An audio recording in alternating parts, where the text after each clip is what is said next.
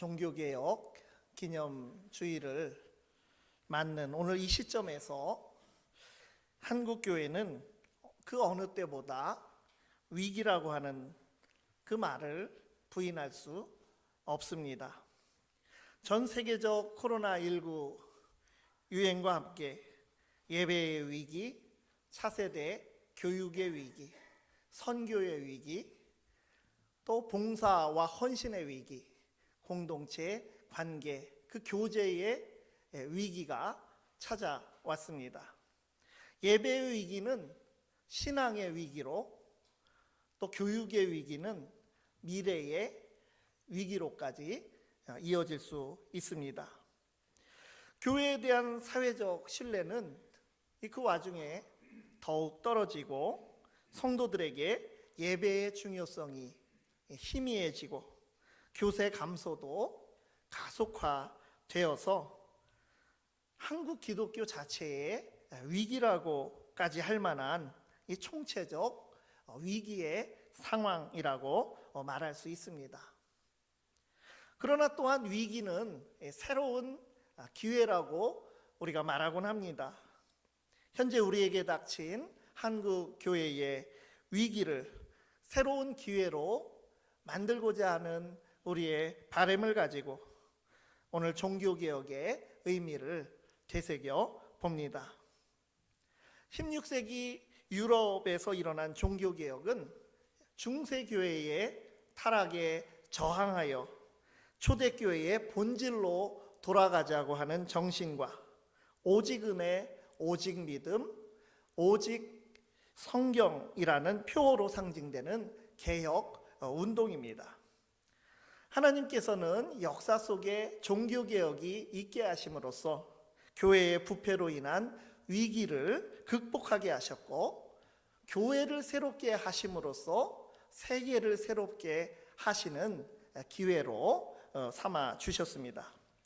이처럼 하나님께서 세계 교회 역사의 순간마다, 그 중요한 순간마다 본질을 되찾고 믿음을 새롭게 하는 교회의 각성을 통하여서 위기를 기회로 전환시켜 주셨습니다. 성경에 나오는 하나님의 백성과 초대교회의 역사를 살펴봐도 멀어진 본질로부터 제자리를 잡음으로써 위기를 극복해간 그 역사를 우리가 발견할 수 있습니다. 이러한 관점에서 오늘 본문은 우리에게 예배의 본질이 무엇이고 하나님을 잘 섬기고 그리스도인으로 산다고 하는 것이 무엇인지 성찰하도록 하고 있습니다.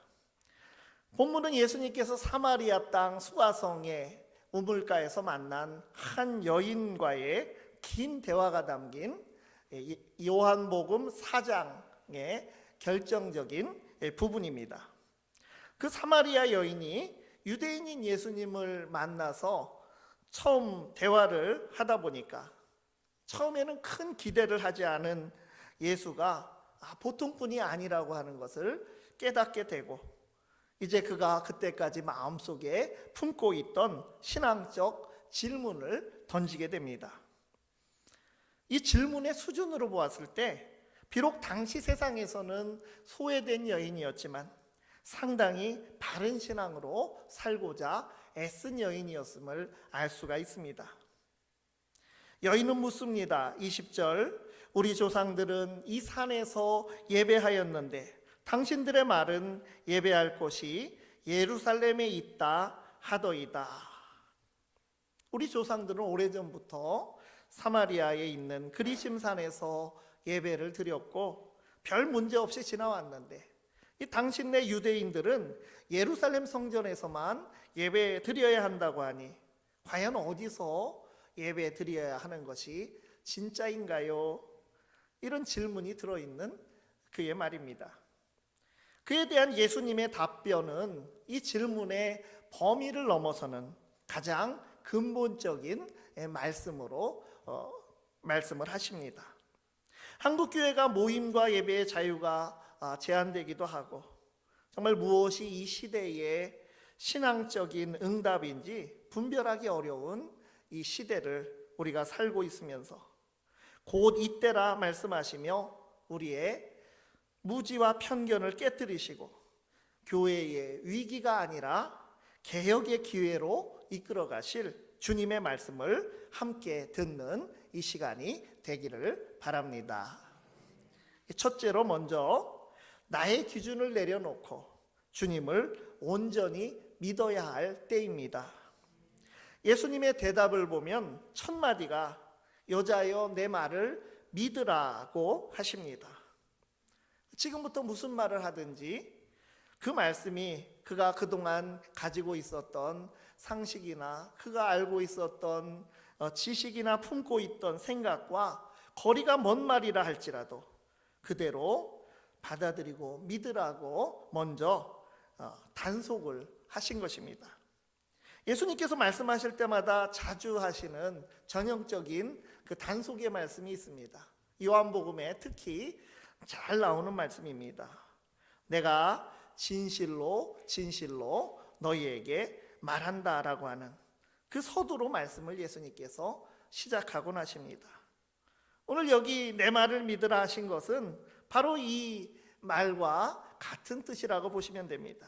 진실로 진실로, 이 말은 헬라어 원어 성경으로 보면 예수님의 모국어인 아람어로 된 아멘 아멘이라고 되어 있습니다. 지금도 전 세계 성도들이 그대로 아멘이라는 말을 다 사용을 하고 있습니다.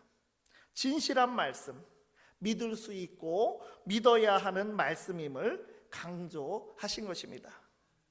주님의 진실한 말씀을 붙듦으로써 변화가 시작이 되는 것입니다. 오늘 말씀 제목대로 주님께서는 곧 이때라, 지금이 바로 그때다라고 말씀하십니다. 예수님께서 말씀하신 예배의 본질을 붙드는 시대는 먼 훗날이 아니라 바로 지금이 하나님께서 은혜를 주시는 결정적인 기회라고 하는 뜻입니다. 메시아 예수께서 함께 하시는 이때야말로 역사의 중심이고 인류의 구원이 성취되는 때, 인간이 그 말씀에 믿음으로 응답하여 은혜를 받을 기회의 때인 것입니다. 시간, 이때라고 하는 말이 보통 사람들은 과거에서 현재로 미래로 그저 흘러가는 시간이지만 우리가 믿음의 눈으로 시간을 바라보면 하나님께서 인류를 구원하시는 구원의 역사에 속한 시간이라고 하는 것입니다. 그러므로 하나님의 인도하심에 따르지 않고 멀어지면 그때는 위기가 될 것이고, 하나님의 선하신 뜻에 합당하게 살아가면 그때는 기회가 될 수 있는 것입니다. 그러므로 이 시대는 우리 자신의 왜곡된 기준과 죄로 오염된 욕망을 내려놓을 때입니다. 진실로 진실로 말씀하시는 주님의 뜻을 헤아려 아멘으로 응답해야 할 때이고, 믿으라 하시는 주님의 인도하심에 그대로 믿고 따르는 신실한 제자로 바로 서야 할 때입니다. 한국교회의 위기는 외부로부터 온 위기가 아니라 내부에서 기인한 위기입니다.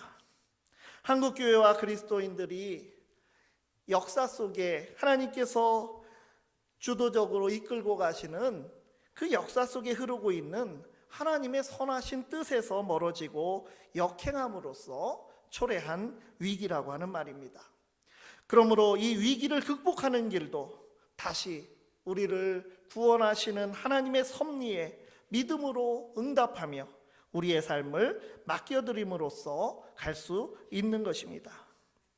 그러므로 지금은 역사의 중심을 우리가 다시 바라볼 때입니다. 우리를 구원하시기 위하여 낮아지고 낮아져서 섬기시고 고치시고 가르치시고 천국을 전하시며 죽기까지 사랑하신 주님의 십자가의 은혜의 그 순간으로 돌아가야 하는 것입니다. 오직 은혜, 오직 믿음으로 주님의 순전한 교회로 바로 서고 진실한 그리스도의 사람으로 회복되는 우리 한국교회와 성도들이 되기를 바랍니다. 두 번째로, 지금은 영과 진리로 성령 안에서 그리스도 안에서 예배할 때입니다. 예수님께서 여인에게 대답하시기를 21절 하반절을 보면 이 산에서도 말고 예루살렘에서도 말고 너희가 아버지께 예배할 때가 이르리라. 이 산, 이 그리심 산이든지 성전이 있는 예루살렘 시온산이든지 이 특정 공간을 절대화함이 없이 하나님 아버지께 예배드리는 그 시대가 이른다고 하는 말씀입니다. 그러면서 유명한 23절 말씀을 하신 것입니다. 아버지께 참되게 예배하는 자들은 영과 진리로 예배할 때가 오나니 곧 이때라. 아버지께서는 자기에게 이렇게 예배하는 자들을 찾으시느니라. 예배 장소가 여기 있다, 여기다, 저기다의 문제가 아니라 예배를 참되게 드리는 것은 예배자가 영과 진리로 예배드리는 것인데 지금이 바로 참된 예배를 드릴 그때라고 하는 말씀입니다. 영과 진리로라고 하는 말, 이 말은 예배자의 인간적 노력이나 태도를 말하는 것이 아니라 우리의 예배를 받으시는 분, 예배의 대상과 관련이 있습니다. 이 영은 성령이고 진리는 나는 길이요 진리요 생명이라고 하신 예수 그리스도와 함께하는 현실입니다. 물론 예배자에게 인간적인 마음의 결심이나 각오, 정성 이런 것도 중요하겠지만 먼저 성령 안에서 드리는 예배, 하나님의 임재 가운데 교제함이 예배의 핵심인 것입니다. 진리이신 예수 그리스도를 알고 믿고 고백하게 하시는 성령 안에서 드리는 예배가 영과 진리로 드리는 예배입니다. 그때까지 유대인이든 사마리아인이든 그들은 다 잘 예배를 드렸다고 하였지만 그들이 드린 예배라고 하는 것, 예수님께서 오시기 전에 그 예배는 그림자의 예배였던 것입니다. 그러나 지금까지는 그림자였지만 이제 실체이신 예수 그리스도께서 오시어 구원을 이루신 역사의 중심이 되는 시간 이후로는 영과 진리로 예배드리는 그 시대를 살아가고 있는 것입니다. 그래서 요한복음 2장 19절 이하에서 예수님께서 당신의 몸을 성전에 비유하셨습니다. 예수님께서 십자가에 달려 돌아가심으로써 그리스도의 몸이라고 하는 새로운 성전이 세워진 것입니다. 장소보다 중요한 것은 그리스도를 고백하는 교회가 드리는 그리스도 중심의 예배라고 하는 것입니다. 예수님께서 그런 말씀을 하신 것이죠. 이 성전을 헐라 내가 사흘 만에 일으키리라. 예수님께서 십자가에서 당신 몸을 들이시고 사흘 만에 부활하심으로써 구원을 이루셨기에 이제부터 예수님께 나오는 자는 어떤 건물이나 장소에 매인 그러한 성전이 아니라 예수 그리스도라고 하는 성전에서 예배 드리는 것이라고 하는 것입니다. 스데반이라고 하는 사람이 순교를 했습니다. 그 순교한 그 죄목이 무엇이었습니까? 지극히 높으신 이는 손으로 지으신 곳에 계시지 아니하나니, 이 설교를 했고 하나님이 예루살렘 성전에 계시지 않다고 설교하였다가 신성모독이라고 하는 죄목으로 돌에 맞아 순교하게 되었던 것입니다. 당시 유대인들의 생각으로는, 그들의 신앙으로는 손으로 지은 예루살렘 성전이 곧 하나님이었고 성전 모독이 곧 신성 모독이 되어 버렸던 것입니다. 그렇게 세월이 지나가면서 예루살렘 성전이 우상이 되어 버렸습니다. 시간과 공간을 초월하여 계신 하나님과 상관없는 종교 생활의 중심지로 만들어 놓고 종교를 통해서 사적 이득을 취하는 이 종교 상권이 되어 버렸던 것입니다. 예수님께서 성전을 보시고 만민이 기도하는 집인데 강도의 구렬이 되었다고 탄식하시며 성전의 장사꾼들을 내쫓으신 사건을 기억하실 것입니다. 하나님께서는 역사 속에서 이러한 잘못을 할 때마다 경고를 주셨습니다.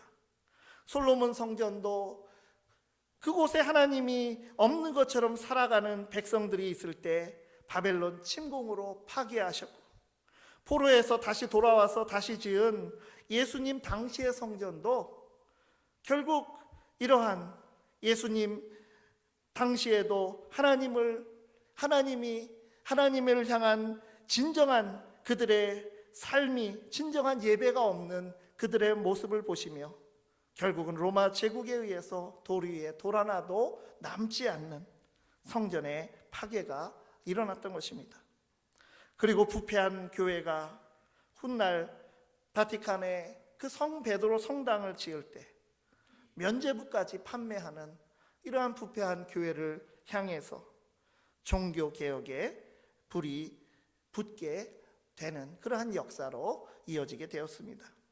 오늘 우리가 모여서 드리는 예배 장소와 거기를 드나드는 인간 중심의 종교 생활보다 더 중요한 것이 무엇인지 예수님의 말씀과 교회의 역사에서 우리가 교훈을 찾아야 하는 것입니다. 지금 모이는 예배가 제한되고 흩어져 예배드리는 그런 상황으로 흐르게 된 이 모습이나 그 이전부터 수백만까지 추정하는 상당수의 성도들이 예배당에 가지 않고 교회 밖에서 신앙생활을 하고 있는 모습, 그들이 왜 교회에 실망했는가를 우리가 바라볼 때 하나님의 뜻을 조심스럽게 우리 스스로 물어야 하는 것입니다. 우리가 교회 건물을 성전이라 부르면서 어떻게 우리가 이 안에서 신앙생활하였고 어떻게 예배드렸는지, 영과 진리로 예배드리는 참된 예배의 본질을 우리가 붙들었는지 우리 자신들을 돌아보아야 하는 것입니다. 현상은 본질의 문제이기 때문입니다. 어느 때 어디 있든지 성령의 인도를 받으며 그리스도가 중심이 되는 예배, 영과 진리로 참된 예배를 드리며 위기를 기회로 만드는 주님의 역사를 우리 모두가 경험하게 되기를 바랍니다. 세 번째로, 지금은 영이신 하나님을 섬기는 삶 속의 예배자로 살아갈 때입니다. 24절 말씀, 하나님은 영이시니 예배하는 자가 영과 진리로 예배할지니라.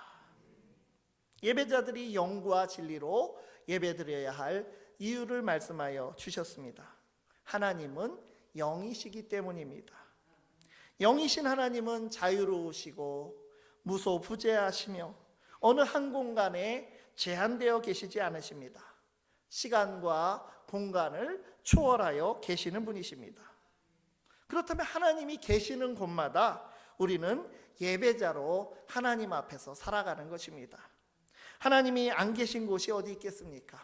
그러므로 우리의 삶 전체가 예배가 되어야 하는 것입니다. 로마서 12장 1절 말씀, 그러므로 형제들아 내가 하나님의 모든 자비하심으로 너희를 권하노니 너희 몸을 하나님이 기뻐하시는 거룩한 산제물로 드리라. 이는 너희가 드릴 영적 예배니라. 우리의 몸을 거룩한 산제물로 드리는 예배를 하나님께서 기뻐하신다고 하는 것입니다. 예배자 자신이 제물이 되어야 하고 예배의 장소도 우리의 삶의 현장 전체에서 하나님께서 받으실 합당한 예배가 되어야 한다고 하는 것입니다. 한마디로 우리가 삶 속에서 예배자로서 삶을 살아가는 것입니다. 우리가 일주일에 한두 번 입술로 드리는 고백과 찬송, 그리고 물질로 드리는 예물로 예배자의 본분을 다했다고 생각할 것이 아닙니다. 예배는 삶의 부분이 아니라 삶 전체입니다. 나 자신이 어느 곳에서나 함께 하시는 영이신 하나님 앞에서 진실한 마음과 거룩한 말과 온유한 행실로 제물이 되고 예배자가 되는 것입니다.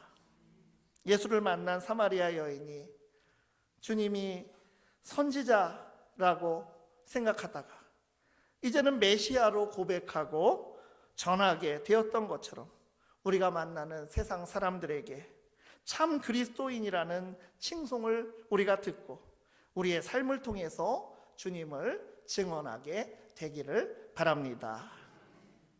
사람들이 위기의 때라고 말할 때, 믿음의 사람들은 기회의 때라고 말할 수 있어야 합니다. 나의 기준은 내려놓고 영과 진리로 드리는 참된 예배를 회복하고 삶 전체를 드리는 예배자로 살아가서 다시금 하나님의 구원의 역사에 반석 위에 든든히 올라서는 교회와 그리스도인들이 되기를 간절히 바랍니다. 기도하겠습니다. 하나님 아버지, 참되게 예배할 때가 곧 이때라 하신 주님의 말씀대로 나 자신을 내려놓고 교회가 쌓아놓은 욕망의 성전을 무너뜨리고 예배의 진정한 주인을 찾아야 할 때임을 깨닫습니다. 참된 예배자로 우리 마음 중심과 삶의 자리에서 그리스도가 주인 되는 삶을 회복하여 세상 사람들도 그리스도인을 통해 그리스도를 만났다 고백하게 하는 우리의 삶이 되게 하옵소서. 예수 그리스도의 이름으로 기도드리옵나이다. 아멘. 찬송